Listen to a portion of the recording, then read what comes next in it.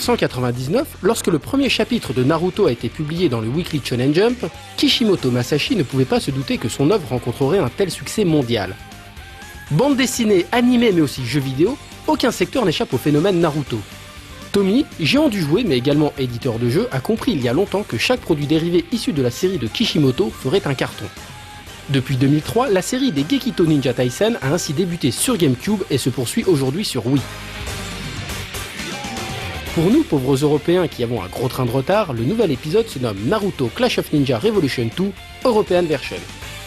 Il s'agit d'une sorte d'épisode sorti de nulle part, dont l'histoire prend place avant Shippuden. Ce qui ne manquera pas de faire râler les joueurs qui s'attendaient enfin à jouer avec leurs personnages fétiches dans leur version plus adulte. Mieux, cet épisode propose même un scénario complètement inédit qui n'existe ni dans le manga ni dans l'anime.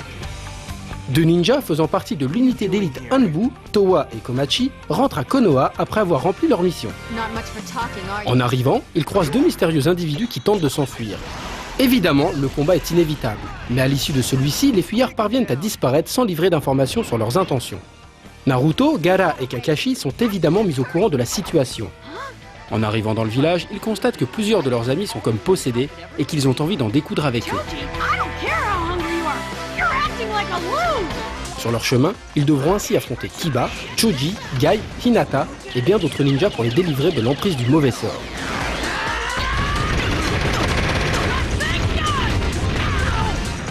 Une fois leur parcours du combattant terminé, ils se rendent compte que Sakura a été enlevée et qu'une personne dont ils ignorent l'identité semble vouloir anéantir Konoha.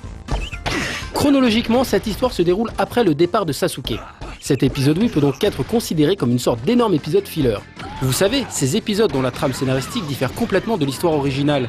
L'objectif est bien souvent de gagner du temps pour ne pas que l'anime rattrape le manga. Le scénario du jeu est d'ailleurs au niveau de ceux proposés dans les épisodes filler de l'anime, c'est-à-dire sans grand intérêt. Certes, les développeurs ont respecté à peu de choses près l'esprit de la série, mais la finalité de l'histoire, tout comme les nouveaux personnages, sont loin d'être convaincants. Les développeurs ont en effet choisi d'intégrer des personnages créés de toutes pièces dans leur histoire. Outre Towa et Komachi, on retrouve donc Bando, un ninja qui se sert d'armes à feu, et Kagura, l'instigatrice de tout le désordre régnant à Konoha. Si l'histoire, le design et les techniques de cette dernière sont tout à fait crédibles, Bando, lui, n'a aucun charisme et ne présente au final que peu d'intérêt. L'utilisation d'armes à feu semble en plus être quelque peu hors sujet.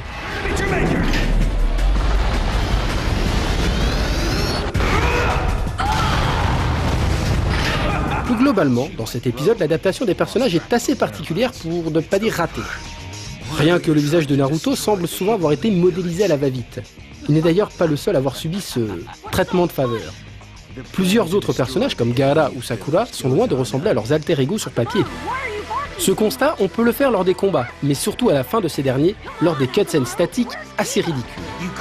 Du côté de l'ambiance, les musiques originales sont absentes, tout comme les voix japonaises puisqu'on a le droit à la version américaine. What's wrong, Jiraiya? You're looking awfully glum. Indeed. I'm afraid I've heard some rather disturbing news.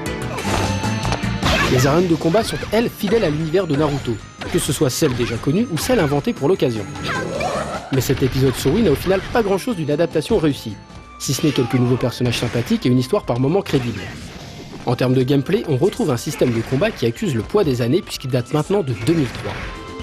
Certes, quelques retouches ont été apportées, comme la possibilité de changer des personnages en plein combat et de lancer des attaques à deux, mais le tout est ultra classique. Reste que le jeu propose en tout et pour tout 35 personnages, ce qui est plus qu'honorable et que certains sont même rarement jouables dans la série, à l'image de Baki ou Kurenai. Le jeu conviendra donc certainement à ceux qui n'ont pas eu le loisir de s'essayer un autre épisode de la série, ainsi qu'aux collectionneurs les plus acharnés.